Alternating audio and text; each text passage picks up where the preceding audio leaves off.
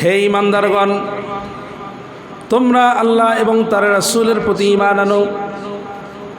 এখানে আল্লাহ ঈমানদারদেরকে কেন ঈমান আনতে বলেছেন আবার বুঝতে হবে। আল্লাহ বলেছেন তোমরা ঈমান অর্জন করলেই শুধু হবে না, ঈমানকে বারবার নবায়ন করতে হবে। রাসূল করিম সাল্লাল্লাহু আলাইহি ওয়াসাল্লাম হাদিসে বলেছেন, জাদ্দিদু ঈমানাকুম, তোমরা তোমাদের ঈমানকে নবায়ন করো।